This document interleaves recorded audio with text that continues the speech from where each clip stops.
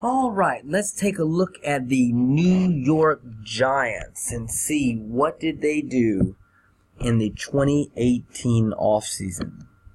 They made a lot of moves, some of maybe among the most in the NFL. First of all, let's look at their cap situation.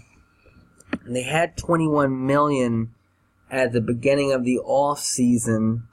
But as of August, they only had less than $1 million left. So not a lot of room at all regarding the cap space.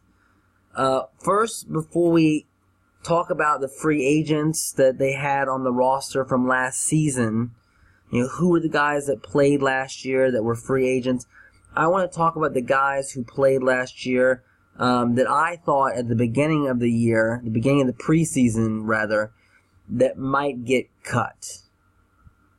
Okay, or the beginning of the off season. Who were the guys at the beginning of the off season that I thought might get cut? First, Brandon Marshall.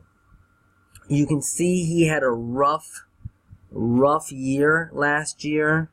By far the worst of his career. I mean, he was putting up huge numbers. He averaged over 1,000 yards receiving for 10 years.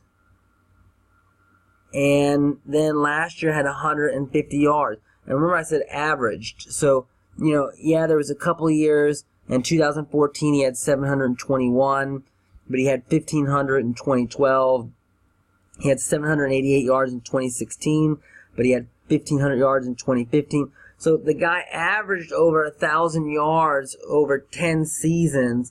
Then last year only played in 5 games and had 154 yards.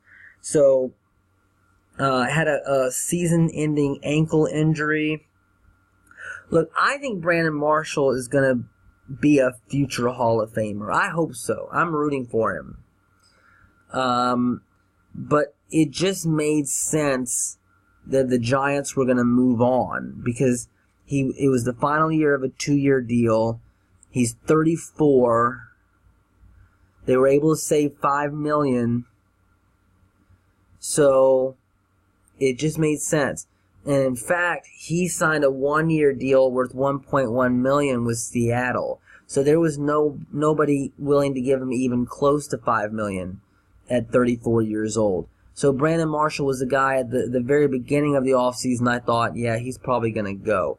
Ray Armstrong is another guy that I thought might get cut because they could save $1.2 million with no dead money. He had 64 tackles last year between the two teams. He started out with the 49ers before going over to the Giants.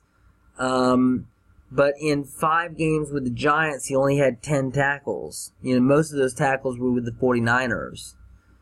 And in addition, before last season, he'd only played in 19 games in 4 seasons.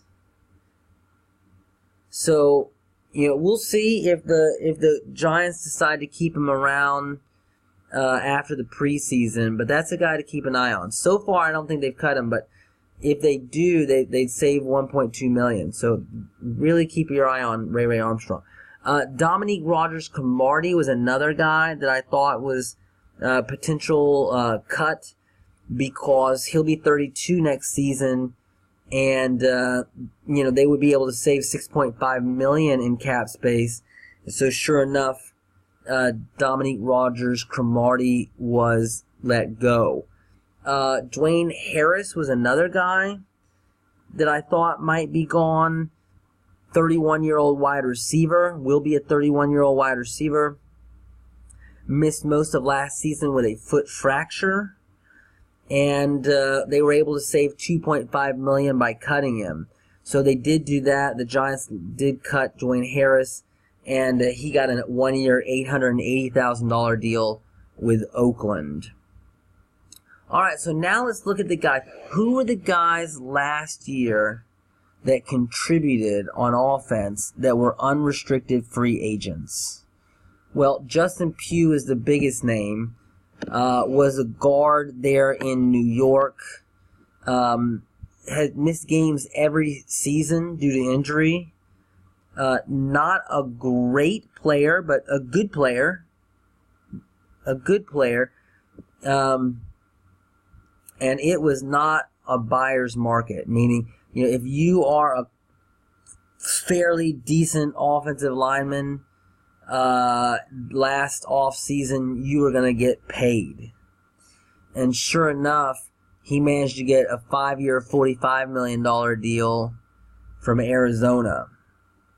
So, for a team that now has less than $1 million in cap space, they decided that it just wasn't worth bringing Justin Pugh back, given his performance. So he got $9 million a year from Arizona. Not bad for a guy who is good but not great. Orleans Darkwa is another player that was a free agent. You can see he had pretty good numbers last year. 751 yards, 4.4 yards a carry, and 5 touchdowns. I am surprised that no one... I am so shocked, actually, that a guy like Orleans Darkwa is a free agent when some guys like... I can't... Off the top of my head, I can't think it. Well, for one, Jonathan Stewart, I would have brought back Orleans Darkwa before bringing in Jonathan Stewart. But there's several guys like that that got deals. I don't know what his agent was demanding, but it just there were several running backs Kerwin Williams, Damian Williams, a couple other guys. I just really am shocked that those guys were able to get deals, but Orleans Darkwa didn't. 751, 5 touchdowns, 4.4 yards a carry. That's solid. But so far it seems, even though he performed well, he only got paid $1.1 million last year. Hadn't found a home. Shane Vereen, there's an example. New Orleans signed him recently. Because they have some guy who the number one running back there in New Orleans is going to be suspended for the first 4 games. The name Mark Ingram. So they brought in a couple of guys to compete, like Terrence West and also Shane Vereen, and I don't know, once again, why would you bring in Shane Vereen, perform poorly, worst yards per carry of his career, 29 years old? You could say, well, maybe they signed him for cheaper. Yeah, I really want to know, what was Orleans Darkwa's agent demanding? That some of these guys were able to get deals, but he wasn't. Tavares King, another free agent guy, wide receiver, had 240 yards receiving. It was the best year of his career, but the Giants had so many guys out with injuries. Of course, Odell Beckham injured, Brandon Marshall injured. They had several key wide receivers injured. So I don't think Tavares King would actually beat out most team starters. But he did get a 1-year deal with Minnesota worth $880,000. So, if he is able to make the roster, he'll get paid a little bit more money than he did last year. Weston Richburg is gone. He was the center last year before he got injured, and he was a second-round pick back in 2014. Much better pass blocker than run blocker, but that didn't stop the 49ers from giving him 5 years and $47.5 million. And I'll tell you, Kyle Shanahan appears to be very, very, very bullish and excited about Weston Richburg. He was like, wow, when I look at it on tape, he's one of the best centers I've seen. I guess he fits that zone blocking system. He got paid. The Giants certainly weren't going to be able to match that. DJ Fluker, he played last year on a 1-year, $3 million deal. had some ups and some downs and some injuries. Seattle offered him 1 year and $1.5 million. So I don't think Seattle expects him to be a starter, but merely to be some depth there. So a lot of changes on the Giants' offensive line. Among the defensive players who are free agents, Kerry Wynn, defensive end, performed okay as a backup defensive end. 19 tackles and a sack. He was playing on a 1-year tender last year worth about $1.8 million. He was not drafted, was an undrafted free agent. Had a really good 2015 season, but the last couple years hasn't really done a whole lot. The Giants brought him back for 1 year and $1.25 million. Jay Bromley, another defensive lineman, a defensive tackle, was a free agent. Was decent as a backup defensive tackle, 21 tackles and a sack. Former third-round pick in 2014, finished up his rookie contract. He signed recently with New Orleans, so he won't be back. At linebacker, Devin Kennard was decent, had 61 tackles in 2016, 41 tackles, but also had 4 sacks last season. Got a little pass rush last year. Former 5th-round pick. Detroit gave him 3 years and $17 million. That is quite a bit. That is not a small contract for a linebacker. So, he got paid with Detroit. Got starter money with Detroit. Keenan Robinson, another linebacker free agent, had the worst season since his rookie year, which I didn't include here on the chart.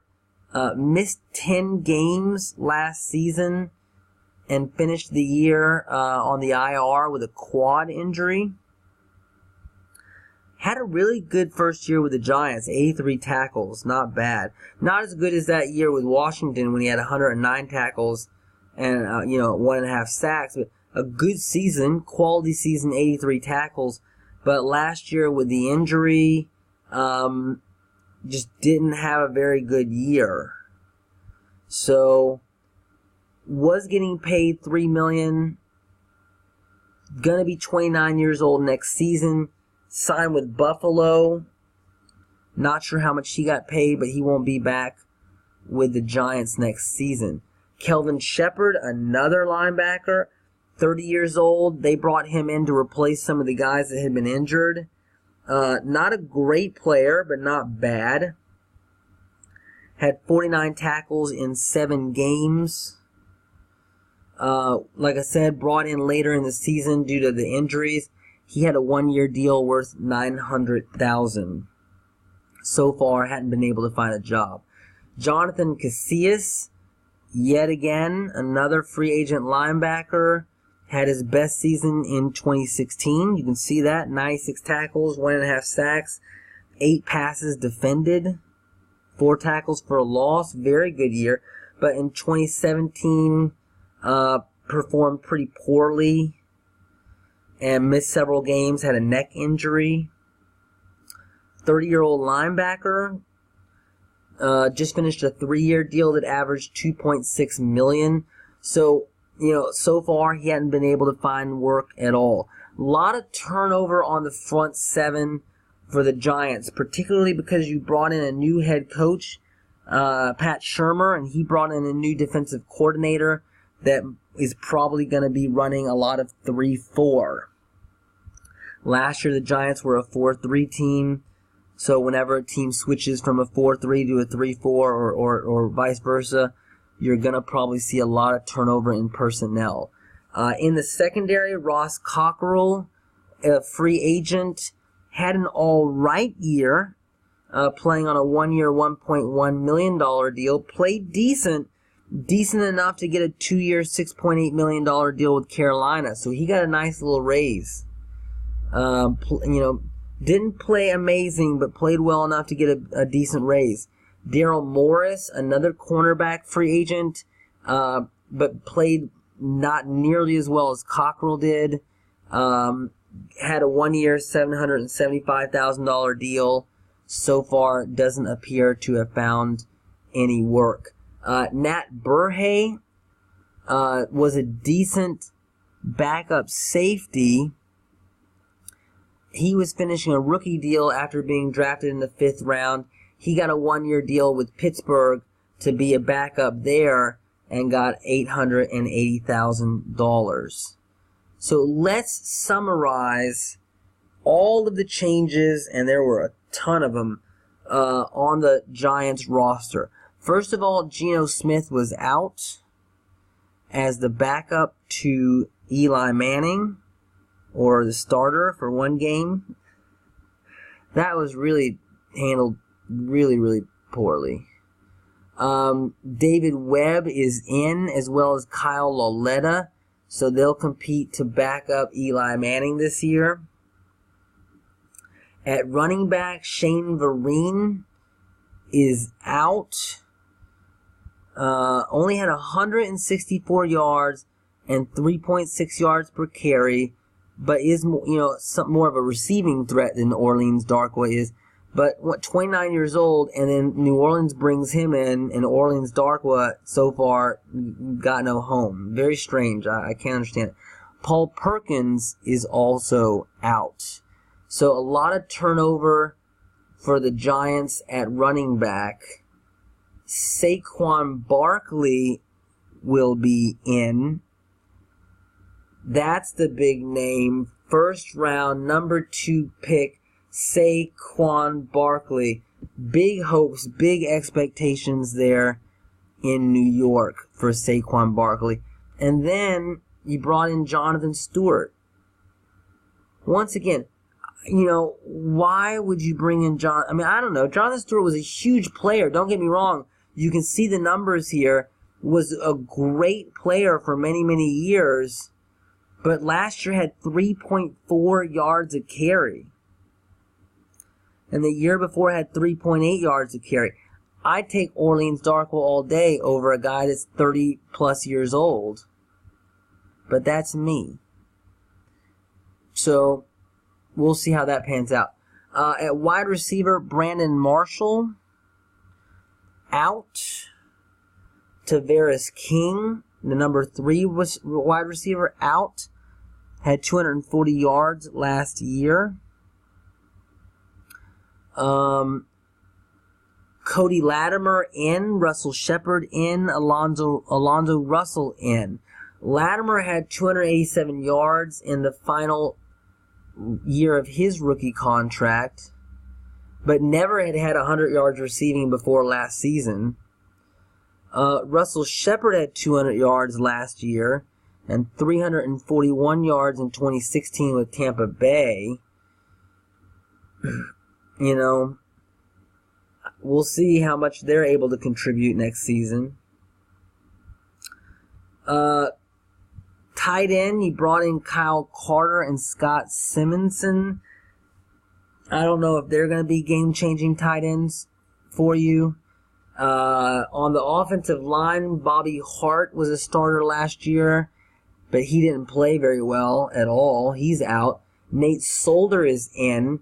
That's huge. I don't know. Nate Solder is a pretty good pass blocker, not a great run blocker, but should do a better job of protecting Eli Manning's blind side. So they paid him a lot of money to come in and play left tackle. Justin Pugh is out, so they let Justin Pugh go.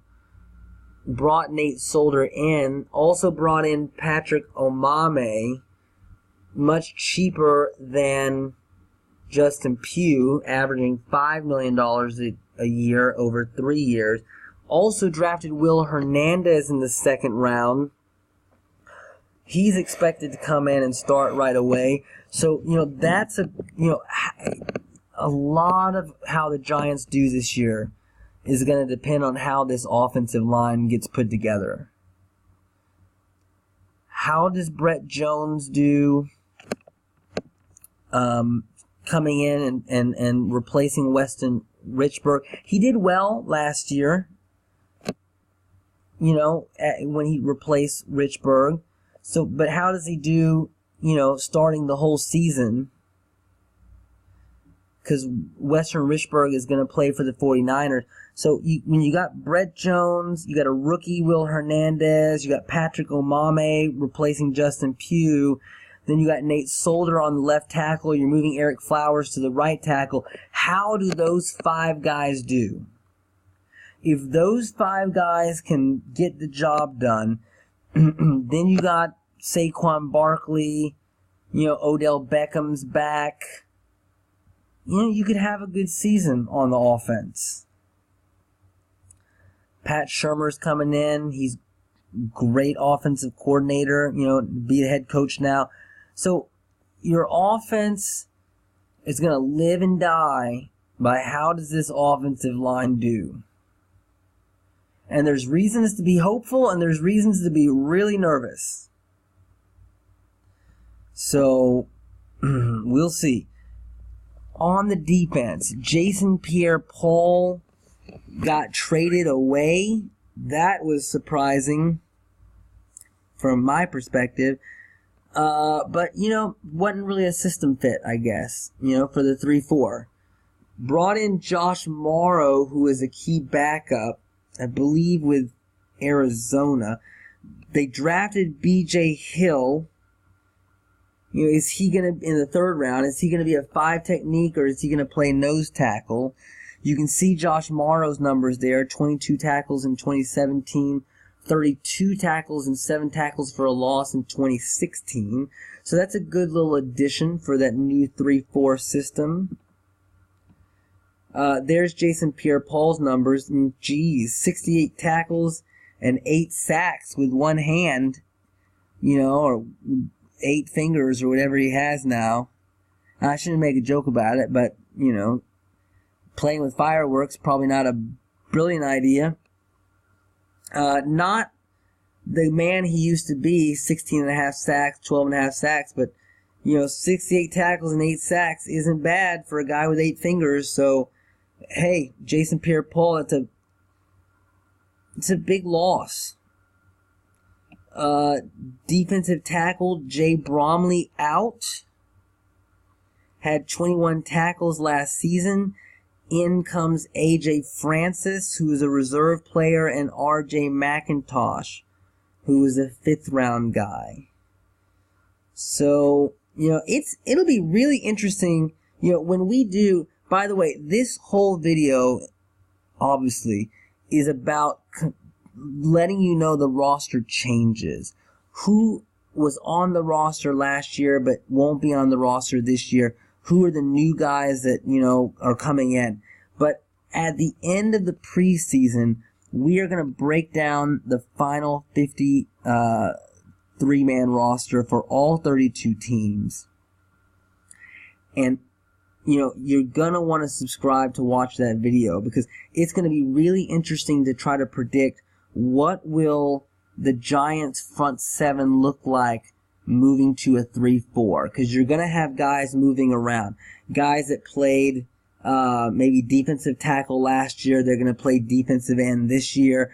Guys that played defensive end last year that were going to play, outside linebacker this year. So it'll be very, very interesting to look and see what does the final 53-man roster look like. Now let's look at linebacker. Devin Kennard out was a starter. Jonathan Casillas out was a starter. Kelvin Shepard out was a starter. Keenan Robinson out was a backup player. Curtis Grant out.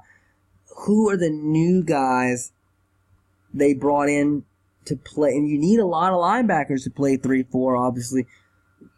Alec Ogletree in. That's pretty big. Connor Barwin in.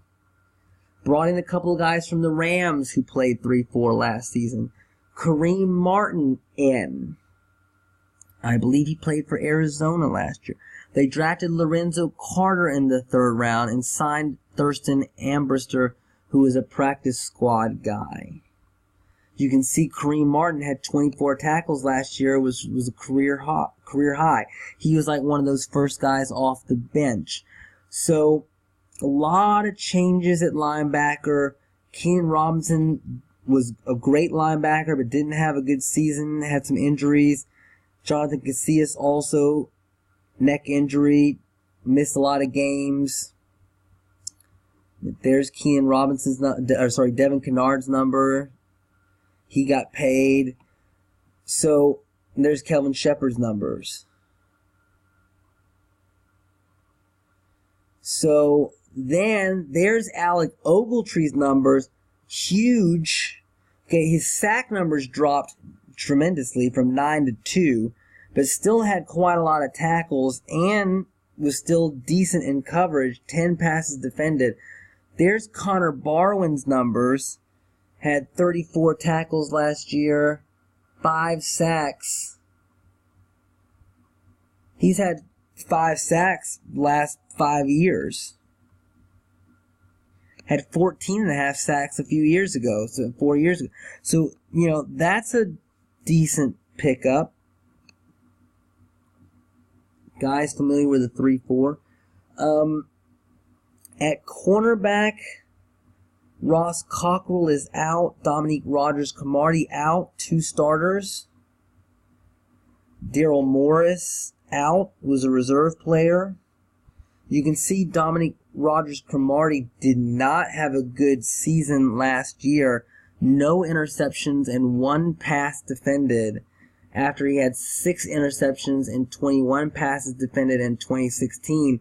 32 years old, might be done. Cockrell did have a good year. 50 tackles, 3 interceptions, 11 passes defended, but he got signed away. Who do they bring in to, potentially fill in some of these holes?